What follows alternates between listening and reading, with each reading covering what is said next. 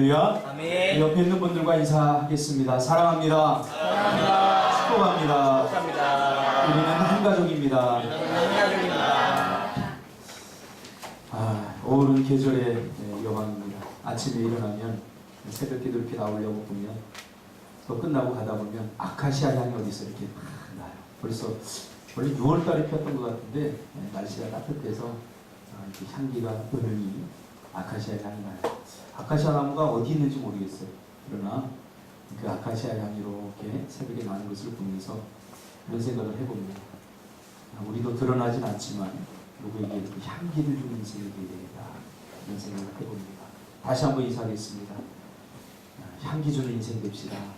향기 주는 인생 됩시다. 이 말씀 중심에서 참된 스승을 만나거든, 이런 제목으로 하나님 말씀 증거하겠습니다. 오늘은 스승의 주일입니다. 지난 5월 15일 우리가 스승의 날을 맞이하였고, 스승의 날이 껴있는 이 주일을 우리가 스승의 주일로 이렇게 지킵니다. 서양 속담에 이런 말이 있습니다. 지붕에 오르거든 사다리를 버리고 참된 스승을 만나거든 모든 책들을 불살라 버려라. 무슨 말입니까? 참된 스승을 만나기가 참으로 어렵다는 것이죠. 그러기에 참된 스승을 만나면 다른 가르침에 기웃거리지 말라는 것입니다. 참된 스승은 오직 한 사람으로 속하다, 그런 이야기입니다. 스승의 날을 맞이하여서 여러분의 기억 속에 남는 스승은 몇 명이나 됩니까? 한번 생각해 보세요. 어떤 스승이 기억에 남습니까? 저도 이 스승의 날을 맞아서 어떤 스승들이 마음에 남을까 이렇게 생각해 봤더니 참 많은 분들이 이렇게 스쳐 지나가는데 그 중에 이렇게 마음에 남는 스승들이 한두 분 계시더라고요. 왜 그들이 마음에 남을까 곰곰이 생각을 해보았어요. 초등학교, 유치원 때부터 초등학교 이렇게 지나면서 많은 스승이 거쳐갔는데 유독 이분들이 왜 내 마음에 남아있을까? 이런 생각을 해봤어요. 허친슨이라고 하는 사람이 교육이란 뭐냐 정의하기를, 교육이란 가르친 후에 잊혀지는 것이다. 잊혀진 후에 마음에 남는 것이다. 이런 얘기 있어요. 우리가 수많은 가르침을 받았지만 다 잊혀졌어요.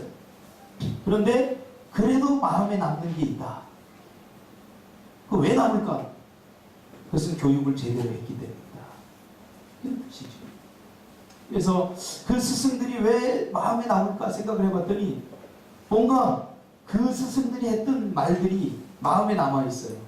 그 많은 사람들이, 많은 스승들이 가르쳤는데 왜 유독 그 말들이 내 마음에만 남아있을까 생각을 해봤더니 정말로 그들의 그 가르침이 사랑이었기 때문에, 나를 사랑하고 진정으로 나를 위해서 해준 그 말들이 그 진정성이 내 마음에 느껴졌기 때문에 여전히 내 마음속에 남아있더라는 말이죠. 예수님은 모든 인류의 참된 스승입니다. 그러므로 예수님이 이 땅에 오셔서 우리에게 보여주신 그분의 그 세 가지 사역을 더듬어 보면서 그분의 삶을 통해 보여주신 참된 스승의 길이 무엇인지 함께 나누기를 원합니다. 우리는 원하든 원하지 않든 스승이면서 동시에 제자입니다. 가르치기만 하는 사람은 없어요. 스승도 과거에 제자였고 또 지금 스승이면서 또 누군가에게 배워야 하는 그런 제자이면서 동시에 스승의 삶을 우리는 살아가고 있는 것입니다. 그러므로 참된 스승이 되신 예수님의 길을 우리가 더듬어 보면서 참된 스승의 길을 우리가 어떻게 걸어야 할 것인가를 함께 나누기를 원합니다. 참된 스승이란 무엇입니까? 가르치는 자입니다. 예수님께서 이 땅에 오셔서 하신 세 가지 사역이 있습니다. 예수님께서 이 땅에 오셔서 하신 많은 사역들이 있는데 그 사역을 세 가지로 요약하면 첫 번째는 teaching, 두 번째는 preaching, 세 번째는 healing입니다. 교사로서 예수님이 이 땅에서 많은 사람들을 가르치셨습니다. 고린도전서 4장 15절에 보면 사도 바울은 고린도 교회 성도들에게 그리스도 안에서 일반 스승이 있을 때 아버지는 많지 아니하니 그리스도 예수 안에서 내가 복음으로써 너희를 낳았다 라고 말합니다. 참된 스승이란 입으로 가르치는 자가 아니라 삶으로 자신의 인생의 진심을 담아서 가르치는 자인 거죠. 많은 스승들이 있지만 아버지의 심정으로 아버지의 마음으로 가르치는 자는 많지 않다는 거예요. 그래서 제가 유독 신에게 비교할 수 있는 비교급 중에서 신과 가히 비교할 수 있는 사람들이 누구일까 이렇게 생각해 보니까 오늘 우리가 부른 노래에 있듯이 스승과 아버지라, 그렇죠? 스승과 부모들하고 하늘이 비교하고 있지 않습니까? 높고 높은 하늘이라, 그렇죠? 오늘도 이 스승의 은혜, 스승의 은혜는 하늘 같아서. 그러니까 신적 권위에 필적할 만한 그러한 사람들이 누구냐? 바로 스승이고 부모, 아버지라는 사실이죠. 아버지처럼 아버지의 심정으로 아버지의 입장에서 자기의 자식처럼 진심을 담아서 가르치는 자들 별로 없다는 거죠. 그러나 스승은 아버지의 심정으로 가르쳐야 된다는 거죠. 저번 주에 어버이 주일이었잖아요. 어버이 주일이었는데 김태환 집사가 찾아와서 그렇게 불어요. 목사님을 부모로서 대접을 해야 됩니까? 어버이 주일을 지킬 때 감사를 해야 됩니까? 아니면 스승의 주일, 스승으로 목사님을 대해야 됩니까? 그렇게 불어요. 참 애매하죠. 마음속으로 그랬어요. 네가 나를 애비로 느낀다면 어버이 주일날 감사하고 스승으로 느낀다면 스승의 주일날 감사하면 된다. 마음속으로 그런 생각을 하게 됩니다. 그러나 오늘 성경에서 뭐라고 얘기합니까? 스승과 스승 같은 아버지, 아버지 같은 스승, 부모 같은 스승, 스승 같은 부모가 되어야 된다고 예수님은 우리에게 가르쳐 주신 것이죠. 기독교 교육학자인 하워드 핸드릭스는 가르치는 자는 먼저 배우는 자다 이렇게 이야기했습니다. 참된 가르침을 위해서 기꺼이 배우기를 포기하지 않는 것, 이게 스승이죠. 스승은 입으로 명령만 하고 입술로 가르치고 하는 사람이 아니라는 거죠. 먼저 가르치기 위해서 제자들에게도 배우고, 그렇죠? 배워야 가르칠 수 있는 거 아니겠습니까? 배우는 자라는 사실이죠. 자신이 가르친 대로 살아가는 사람들, 이 사람들이 바로 스승이라고 성경은 말하고 있습니다. 누구나 좋은 말을 할 수 있습니다. 탁월하고 논리적인 모습으로 지식을 습득해서 그것을 사람들에게 전달할 수 있습니다. 그러나 스승은 지식 전달자가 아닙니다. 석사학위, 박사학위 따서 다른 사람들이 알지 못하는 그 수준 있는 정보를 알지 못하는 사람들에게 전하는 것, 그것이 스승의 몫은 아닙니다. 물론 그것이 스승의 역할 중에 하나이긴 합니다. 그러나 전부는 아닙니다. 누구나 좋은 말을 할 수 있습니다. 그러나 좋은 말을 하는 것이 스승은 아니고, 참된 스승은 좋은 삶을 살아내는 사람입니다. 그래서 자기가 한 말에 대해 책임을 지고 자기도 그렇게 살아가려고 하는, 가르치는 자. 무엇을 통해서? 삶을 통해서 가르치는 자. 그래서 참 이 스승의 길은 부담스러워. 스승의 길은 참으로 어렵고 힘든 것 같아요. 제가 주일학교 때 저에게 말씀을 전해주던 선생님이 한 분 계셨는데, 이분이 어느 날 제가 길을 가는데 술을 굉장히 많이 흡입을 하시고, 그리고 막 이렇게 비틀거리면서 가시는 모습을 보고 제가 좀 상처를 받았어요. 그 어릴 적에는 지금은 이해합니다. 지금은 우리 교회 성도 누가 술을 드시고 다녀도 제가 그렇다고 해서 뭐 드시라는 얘기는 아니지만은 이해는 합니다. 이해는 하고, 만약에 그분이 이렇게 가면 저는 피해갈 거예요, 원래. 그런데 그때 당시에 너무 어렸기 때문에 교회 다니면 당연히 술을 먹으면 안 된다 이렇게 알고 있었기 때문에 제가 상처를 받았어요. 그래서 그 다음 주에 이렇게 가서 그 선생님이 저에게 공과를 이렇게 설교를 프리칭을 하는데 속으로 니나 잘해라. 니나 잘해라. 이런 생각이 자꾸 드는 거예요. 누가 든지 모르지만. 그 다음 주에도 보니까 막 나와서 공과를 하는데 그 다음 주부터는 안 되겠어요. 마음속으로만 해서 안 되겠어요. 공과 시간이 막 떠들었어요. 장난치고. 당신이 전하는 이 말씀을 내가 들을 필요가 없다. 이렇게 생각을 했던 것 같습니다.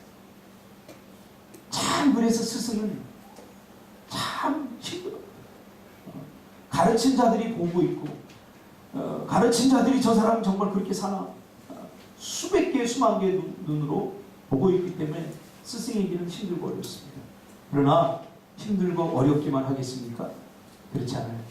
내가 가르친 대로 살고 참된 그 가르침을 가지고 내 삶을 살아갈 때 또 많은 사람들이 감동하고 또 많은 사람들이 에게 존경을 받을 수 있는 그러한 자리가 스승의 길이라는 사실입니다. 이번 세월호 사건을 통해서 우리는 안산 단원고 선생님들의 참된 스승으로서의 모습을 우리는 보았습니다. 똑같은 환경 속에서 그 죽음의 위기 속에서 교사 14명 중에 겨우 3명만 살았고 제자들을 죽음으로 내몰았다는 죄책감 때문에 교감 선생님은 스스로 목숨을 끊었습니다. 구조된 2명의 교사들도 심한 죄책감 때문에 교단에 정상적으로 설 수 없다. 어제 그렇게 보도가 나오더라고요. 평생 그 고통과 아픔을 끌어안고 살아야 하는 거죠. 그러므로 교사는 가르칠 뿐만 아니라 가르친 대로 행동하는 사람이 되어야 한다는 거죠. 그 마지막 생사의 기로에서 제자들에게 자신의 생명줄인 구명조끼를 기꺼이 벗어줄 수 있었던 분들이 바로 교사들입니다. 한 명의 제자라도 더 구하기 위해서 배에 물이 목까지 차오르는 순간까지 배에 남아서 그 죽음의 공포에 떨고 있는 제자들과 함께 죽음을 선택한 사람들, 그 단원고 교사들의 모습 속에서 저는 십자가에서의 주님의 사랑, 십자가의 그 예수님의 모습을 보게 됩니다. 그들은 진정 자기들이 가르친 대로 마지막 순간까지 그대로 살아냈던 사람들 아닙니까? 오늘 본문에도 예수님은 제자들에게 유대 종교적 교사들인 서기관과 바리새인들을 향해서 뭐라고 말합니까? 참으로 이 말은 비극적인 말입니다. 비극적인 말입니다. 서기관과 바리새인들 그러면 교사들입니다. 교사. 종교적 교사들이죠. 사람들에게 가르치는 하나님의 말씀으로 가르치는 사람들인데 그들을 향해서 예수님이 뭐라고 하냐면 예수님이 바리새인과 서기관들을 통찰한 바에 의하면 바리새인과 서기관들은 자기들이 가르친 대로 살지 않았다는 거예요. 그래서 뭐라고 그럽니까? 그러므로 무엇이든지 그들이 말하는 바는 행하고 지키되 그들이 행하는 행위는 그들이 하는 행위는 본받지 말라. 그들은 말만 하고 행하지 아니하며. 이게 위기. 여러분 좋은 말 한다고 해서 사람이 변화될 거 아닙니다. 좋은 말 한다고 해서 사람이 감동받는 것 아닙니다. 그 단원고 교사들 11명이 죽었어요. 그들은 평생 가르칠 것을 그 짧은 순간에 우리에게 다 가르쳐주고 떠난 사람들 아닙니까? 교사는 무엇을 하는 사람들일까? 얼마 전까지만 해도 교사들 얼마나 힘들었습니까? 우리 이미정 집사님도 선생님인데 참 산지 직종의 하나인데 과거에는 교사들이 존경받고 존중받고 스승의 그림자도 받지 않는다고 했는데 여러분 제가 이 말씀을 준비하면서 동영상을 보니까 선생님들이 교실 안에서 학생들에서 조롱당하고 있다. 교사의 권위가 땅에 떨어져 있어요. 참 가슴이 아파요. 가슴. 오늘 예수님은 이 바리새인과 교사인 바리새인과 서기관들을 향해서 야 얘네들아 제자들아 너희들은 그들이 말하는 바는 행하고 지키되 그들의 말이 나쁜 게 아니다. 그들의 말은 옳다. 그럼 문제는 뭐냐? 그들이 자기들이 말하는 대로 살지 않는 것 때문에 문제다. 그러니까 그들이 말하는 바는 행하고 듣고 행하되 그들의 행위는 절대로 끝나지 마라. 그들의 위선적인 행위, 말만 번지르하게 하는 그들의 행위는 본받지 말라 라고 예수님께서 말씀합니다. 그들은 율법을 달달 외워서 율법적 지식에 풍부하여서 지식적으로는 탁월한데 그들은 그대로 살지 않았다. 저도 아이들을 좀 가르쳐봤어요. 학원에서 아이들을 가르쳐보고 과외도 이렇게 해보고 해본 바에 의하면 가장 그 지식이 잘 전달되는 경우가 어떤 경우냐면 내가 가르치는 아이와 나와 굉장히 친밀해요. 그 말은 뭐예요? 내가 가르칠 때 단순히 지식적으로만 가르치지 않고 그 가르치는 아이에게 내 사랑을 듬뿍 담아서 가르치려고 할 때 그 아이는 배우려고 하더라고요. 저도 많은 실패를 했어요. 참, 야, 이것도 모르냐? 막 때리면서. 근데 그 때릴 때 정말 안타까운 마음으로, 사랑하는 마음으로 꿀밤을 한 대 주느냐?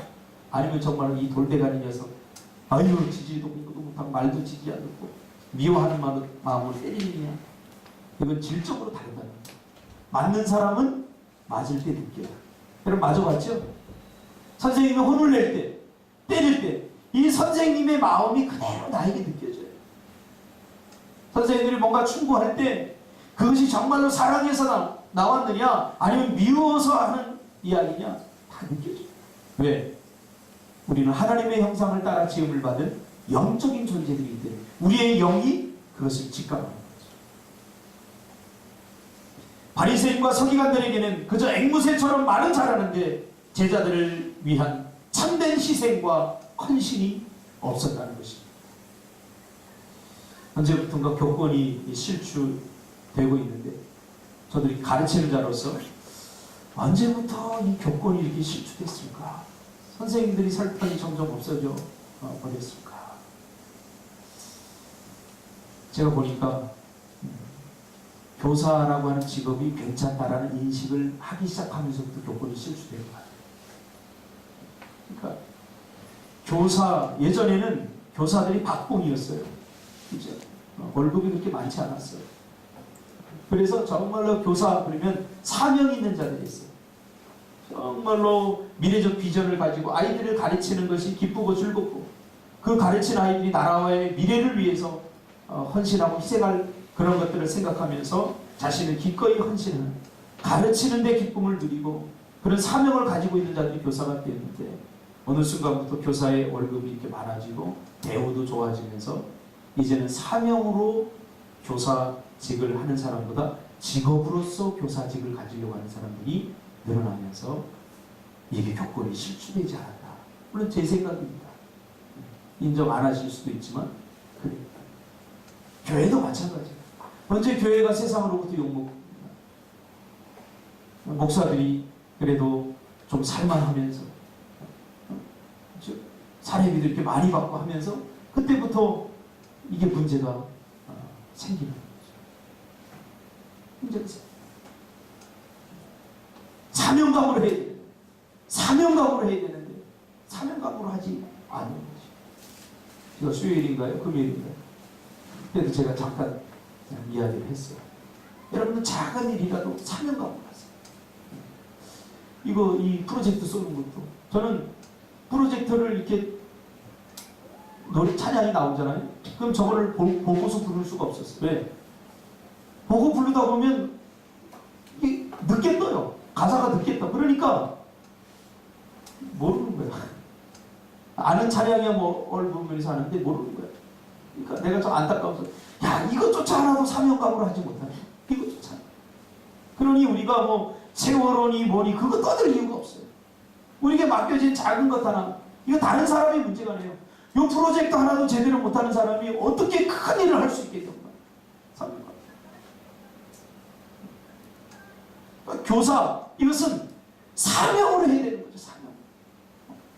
우리에게 맡겨진 일들 작다라고 생각하지 말고 사명을 해요. 우리 주일학교 교사들, 이러면 다 교사들 아닙니까? 교사들 위로회를 오늘 하려고 보니까 전부 다 우리 성도들이 교사들이에요. 교사.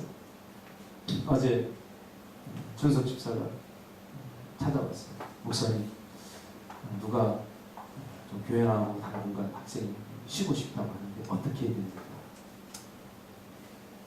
어떻게 해야 되겠습니까?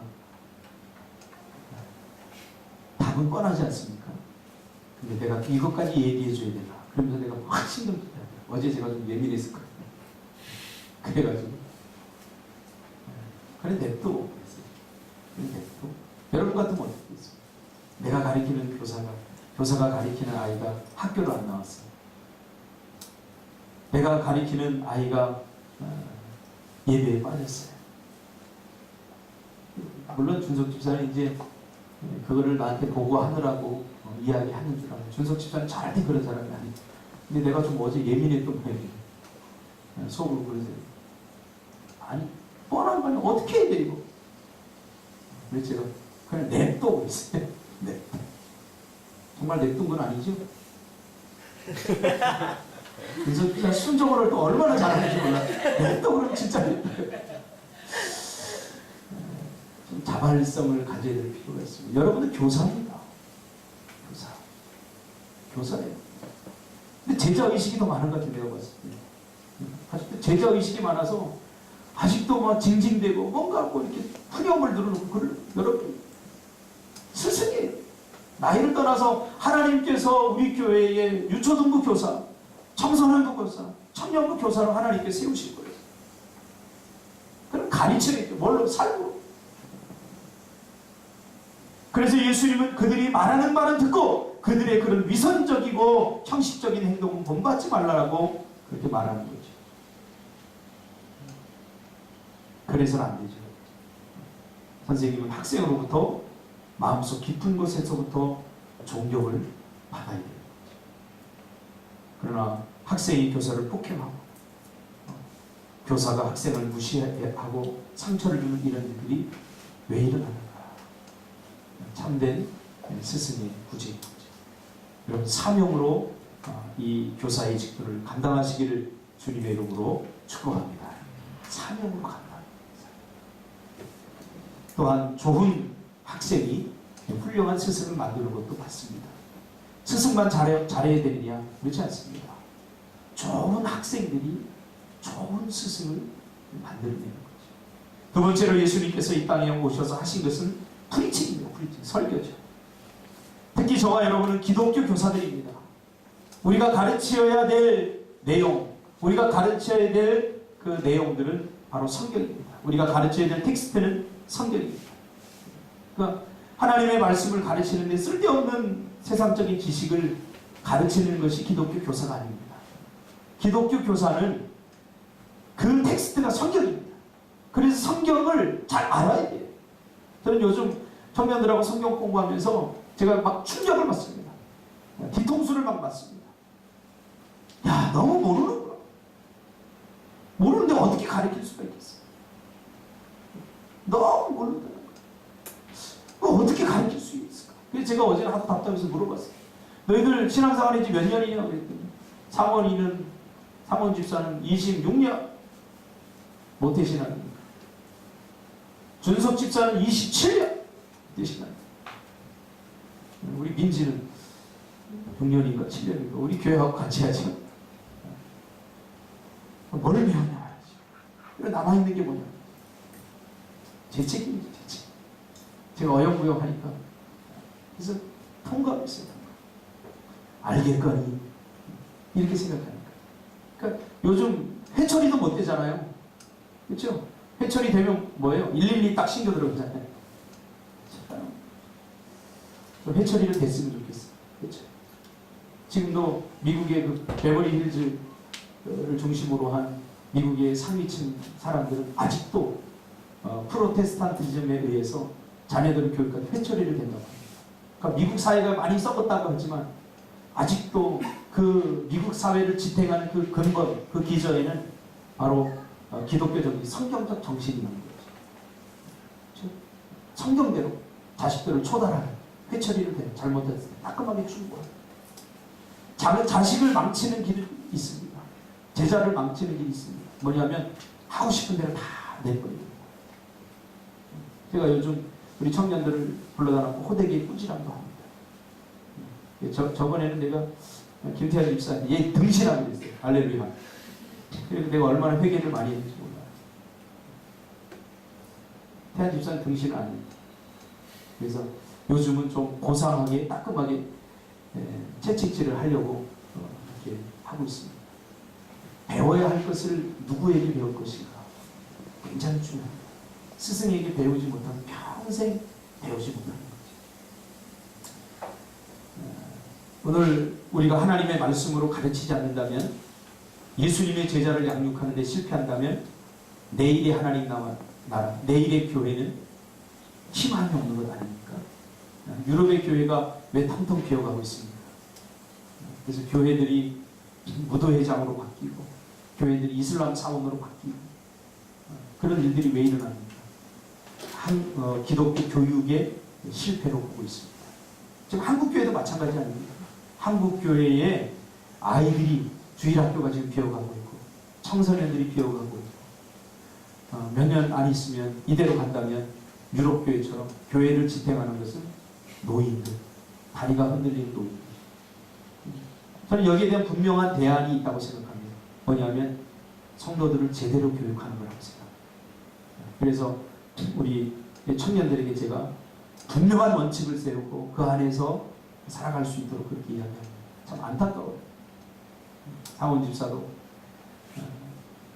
지금 직업을 이렇게 구하고 있는데, 물론 전부는 아니지만 주일 성수하는 쪽으로 구하려다 보니까 이게 쉽게 보이지 않아서 참 안타까운 마음을 갖고 있어요. 그걸 지켜보는 저는 더 안타까워요. 적당히 주일 어기고 뭐 이렇게 적당히 타협하고 이렇게 해서 할 수도 있어요. 그러나 여러분, 그렇게 해서 그런 마음을 가지고 신앙생활하면 10년 후, 20년 후가 저의 눈에는 뻔히 보이기 때문에 목사가 할 일은 무엇이냐? 세상과 타협하지 않고 하나님의 말씀을 붙잡고 하나님의 말씀대로 살아서 성공하는 모습을 여러분들이 보여드립니다. 하나님의 말씀대로 살아도 세상에서 당당히 성공할 수 있고 승리할 수 있고 행복할 수 있고 그런 것을 보여드려야 될 책임과 의무가 우리에게 있는 것입니다. 그래서 이 프리칭 굉장히 중요합니다.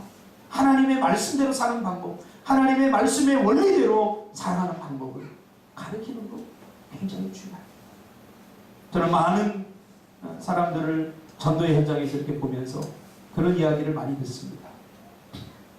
내가 예전에 학생부 회장이었어요. 내가 예전에 청년부 회장이었어요. 예수 믿습니까? 내가 예전에 장로였어요. 예수 믿습니까? 내가 예전에 집사였어요. 그러나 지금은 예수 믿지 않는 교회 현장을 떠고 믿음의 현장을 따라버린 사람들을 심심치 않게 만나보면서 왜 그랬을까? 왜 저렇게 됐을까? 생각해보면서 강한 그리스도인으로 거듭나는 데 실패했기 때문에, 강한 그리스도인으로서 제대로 신앙생활 하는 데 실패했기 때문에, 내가 가진 것을 잃어버릴 것에 대한 두려움과 믿음 생활하고 신앙생활을 제대로 하면은 내가 사회에서 성공하고 또 행복하게 살 수 없을 것 같은 두려움들이 엄습해옵니다. 제가 모르는 거 아니에요. 야, 이러다 영원히 직업을 갖지 못하는 것 아닌가? 이런 두려움이 엄습해올 수 있어요.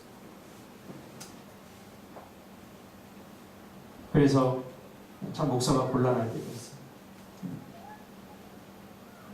어떻게 합니까? 그냥 적당히 한두 번 이렇게 봐주고 이렇게 할 수도 없는 거지. 제 신앙 양심에 따라서. 신앙 양심. 그래서 더 강한 그리스도인, 말씀을 붙잡고 세상을 이길 수 있는 그리스도인들, 그렇게 되어야 되지 않겠습니까? 하나님 나라의 미래가 바로 여러분의 이런 야성을 가진, 세상과 타협하지 않고 문제와 타협하지 않는 그런 야성을 가진 그리스도인들. 한국교회가 지금 세택이라고 하는데 저는 세택이라고 절대 보지 않습니다. 버블 현상, 버블이 거치는 현상이에요. 그동안 무늬만 그리스도인이었던 사람들이 교회에 회의를 느끼고 떠나가는 거죠. 왜 회의를 느끼냐? 아무것도 하지 않으니까 회의를 느끼는 거죠. 구경꾼으로서. 제대로 하지 않으면 그렇게 되는 거예요. 여러분 제대로 하는 신앙생활 해보세요. 제대로 말씀대로 살아보려고 발버둥을 쳐보세요. 하나님께서 그 사람을 그냥 놔두시겠나? 절대 그렇지 않습니다. 제가 요즘 호떡을 굽고 있지 않습니까? 저도 바빠요. 월요일날 원래 목사들 월요일날 다 쉬는 날인데 저는 월요일날도 호떡을 굽고 화요일날도 굽고 수요일날도 예배드리기 1시간 뭐 1시간 반 전까지 구워요. 제가 직업이라고 하면 직업입니다 이게. 근데 제가 해보니까 물론 제가 자유 직업이긴 하지만 하면서 신앙생활하는 거 할 수 있겠더라고요. 충분히. 육신적으로는 고돼요. 그 조그만 스네가 앞에 앉아갖고 이렇게 앉아있으면 막 온몸이 쑤시고 삭신이 쑤시고 힘들어요. 근데 못할 일은 아니더라고요. 할 수 있어요. 할 수 있어요. 만약 여러분이 원한다면 저는 또 다른 직업을 갖고도 할 수 있어요. 이 사역을 할 수 있어요. 그래서 상담소도 제가 지금 심리학을 전공했기 때문에 상담소도 하나 낼 생각도 하고 있어요. 상담소, 제가 과거에 상담소를 경영했기 때문에 상담소를 하면서 할 수 있어요. 자꾸 못한다고 하니까. 직업은 여러분 직업이 아니라 소명입니다. 사명으로 하는 거예요. 그럼 먹고 살기 위해서 여러분 돈 벌지 마십시오. 절대. 그렇게 불행한 사람 없어요. 돈 벌기 위해서 하는 사람 나중에 가다 보면 내가 뭐 하는 짓인가 이렇게 돼요.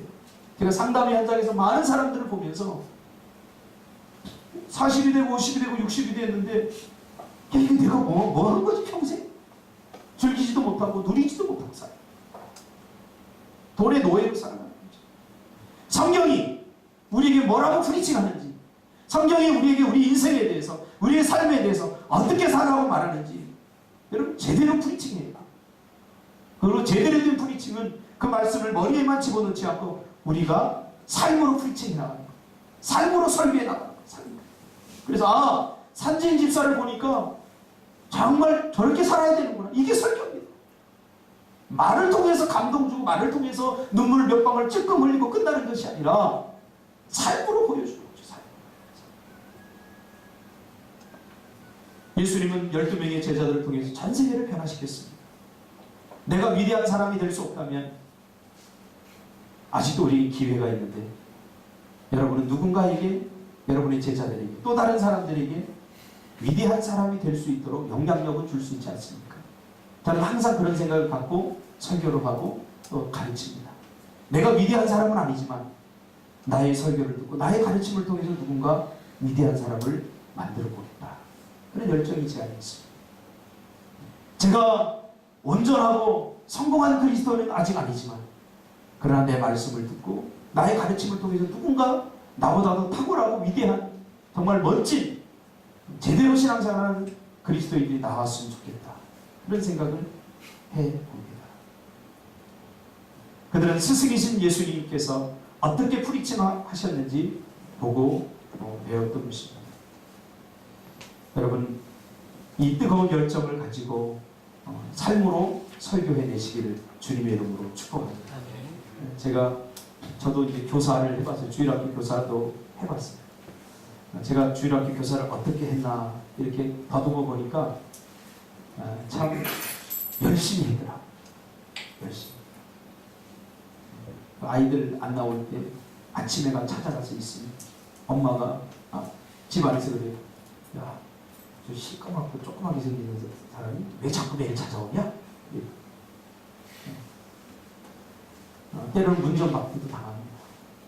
문전박대도 뭐 없는 돈 이렇게 며칠 모았다가 반 아이들 다 불러다가 떡볶이 사고 그러면 선생님 최고예요. 이번 주에 꼭 나갈게요. 그리고 한 새끼도 안 나오고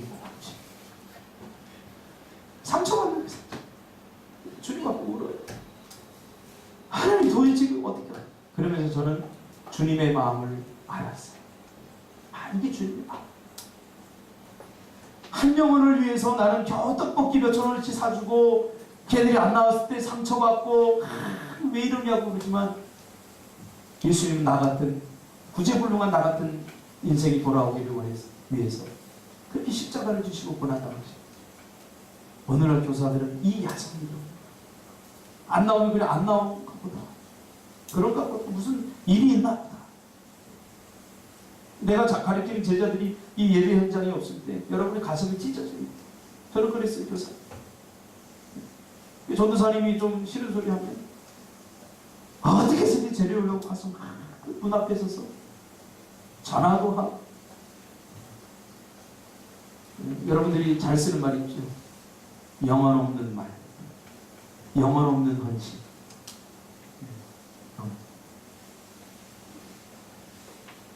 제가 주일학교 여름 성경학교 때 성령께서 제 마음에 그 한 영혼들을 뜨겁게 사랑하는 마음을 주셨어요. 10명 정도 되는 아이들인데 그 아이들이 저녁 때 성경학교 때 저녁에 부흥회하지 않습니까? 부흥회를 막 하는데 막 열심히 기도해. 아이들이 막 하고 눈물을 흘리면서 기도하는데 유독 한 애가 정말 눈도 진짜 뺀질뺀질하게 생겼어. 말을 진짜 더럽게 안 생겼어. 여자애 허정이라. 지금 한 35, 6 됐어요. 내 앞에 서서 막 눈물을 흘리면서 기도하는데 이렇게 구경하고 있어. 눈을 딱 뜨니 깜짝 놀랐어요. 걔가 이렇게 쳐다보고 있어. 그렇게 몇 해가 지났어요. 근데 한 5학년쯤 됐을까요?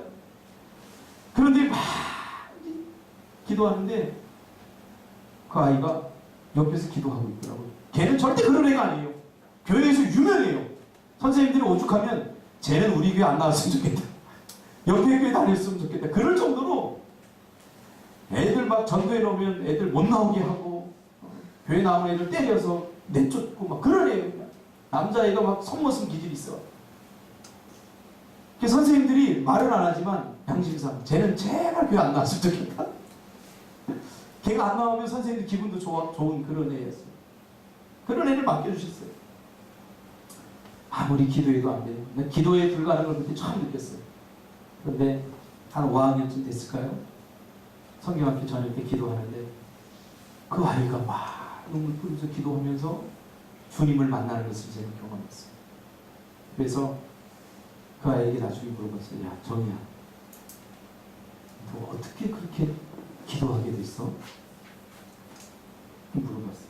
그랬더니 쪽팔려서 말 못하겠어요. 괜찮아. 한번 선생님한테 한번 얘기 좀 해줘. 신기했어요. 아니, 내가 그렇게 막 눈물 뿌리면서 기도하니까 처음에는 신기하대요. 저 선생님이 뭐가 그렇게 억울해서 자꾸 뭐나. 자꾸 처음에 관찰하고 봤대요. 근데 시간이 지나면서 내 기도 소리가 이렇게 들린 거예요. 그 친구한테. 보니까 자기를 위해서, 자기 영혼을 위해서 기도하는 게 이제 들린 거예요.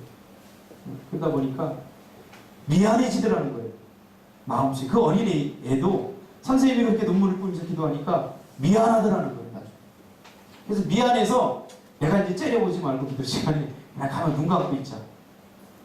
이게 마음이 자세히 변화되기 시작한 거예요. 그러다가 나중에는 이 미안한 마음이 나도 한번 기도해볼까? 그래서 기도하다 성령 체험하고 주님을 영접하게 된 거죠. 들리는 소식에 의해서 이렇게 들으면 지금 집사님으로서 교회를 잘 섬기고 있다. 이렇게 제가 들었습니다. 미안해 할 수 있도록 여러분 헌신하시길 바랍니다. 미안해서 선생님 때문에 나올 수 있다. 그렇죠? 예수님의 설교는 항상 이렇게 베드로가 어떻게 예수님께서 자신을 위해서 헌신하고 십자가에 달려 죽으신 것 나중에 미안해했잖아요. 그런 예수님을 자신이 모른다고 했기 때문에 예수님 미안했잖아요. 몸둘 바를 몰랐잖아요. 그런데 더 몸둘 바를 모르는 건 뭐예요? 난 예수님 모릅니다. 절대 모르는 3번이나 부인했는데 부활하신 이후에 예수님이 그 제자를 베드로에게 찾아가서 다시 기회를 줬잖아요. 그러니까 몸둘 바를 모르는 거예요. 마지막 3번째로 예수님이 이 땅에 사신 건 힐링, 치유 사역입니다. 제가 이렇게 상담을 하면서 많은 사람들이 이렇게 보면 겉은 멀쩡한데 이렇게 이야기를 해보면 단 한 사람도 상처가 없는 사람이 없어요. 단 한 사람도 아픈 과거를 갖고 있지 않은 사람이 없어요. 다 저마다의 상처와 아픔들을 갖고 있어요.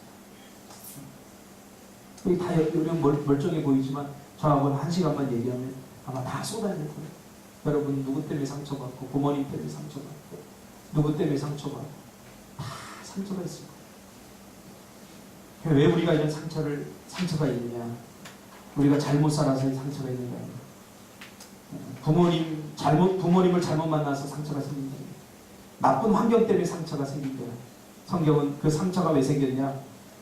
모든 사람이 죄를 범하였기 때문에. 우린 죄인이기 때문이다. 죄인이라는 사실은, 죄라는 건 뭐죠? 죄라는 말을 쉬운 말로 표현하면 지극히 자기중심적인 사람이다, 그 말이에요. 그러니까 죄를 짓기 전에 우리는 너를 위해서 희생하고 너를 위해서 살고 나보다도 너를 위해서 너를 웃게 하는데 그 기뻐하는 걸 보면서 내가 기뻐할 수 있었는데, 죄를 지은 이후에 우리 인생은 철저히 자기중심, 자기밖에 모르는 사람이 되어버렸어요. 자기밖에 모르는. 쉽게 말하면 죄가 그거예요. 죄를 분석하고 그 맨 끝에 보면 뭐냐면 깨어지지 않는 자기 자아. 자기밖에 모르니까 다른 사람이 상처를 주고, 자기밖에 모르니까 결국 다른 사람이 아픔을 주고, 자기 편하려고, 자기예요, 자기. 자기가 아프지 않으려고 다른 사람에게 상처 주는 말을 합니다. 상처 주는 행동을 합니다. 그래서 제가 상담을 이렇게 하면서 깨달은 게 뭐냐면, 이것이 근본적으로 해결이 되려면 세상 상담에 희망이 없습니다. 저도 심리학을 이렇게 전공을 해봤지만 근본적인 대책이 없습니다. 슬프면 울라. 뭐 부부가 맞지 않은 거 이혼하라. 그게 무슨 대안입니까? 저는 분명히 깨닫습니다. 죄인된 우리가 이 죄의 문제를 해결하지 않으나, 그래서 자기중심적 자기 자아, 자기만을 생각하는 이 자아가 깨어지지 않는 한 상처는 나로 인해서 계속됩니다. 그런 사람이 있어요. 내가 일방적으로 상처를 많이 받았다. 절대 아닙니다. 상처를 받은 만큼 그만큼 나는 또 누군가에게 상처를 주고 있는 사람. 절대 잊어서는 안 돼요. 상담의 현장에서 상처받은 사람들을 많이 눈물을 뿌리면서 저 인간 때문에 내 인생이 망가졌다. 저 인간 때문에 내가 끝났다. 이 안에 끓어오르는 분노와 고통을 가지고 이야기합니다. 그러면서 제가 가만히 그 사람의 내면을 들여다보면 그 사람도 못지않게 누군가에게 또 다른 상처를 주는, 이 상처가 치유돼요. 예수님은 우리의 죄로 말미암아 생겨난 이 상처와 이 고통들을 없애기 위하여서 이 땅에 오셔서 힐링하셨어요. 물론 육체적인 질병도 고쳐주셨지만 우리 마음의 질병, 우리 마음의 질병이 있으면 절대 행복을 느낄 수 없어요.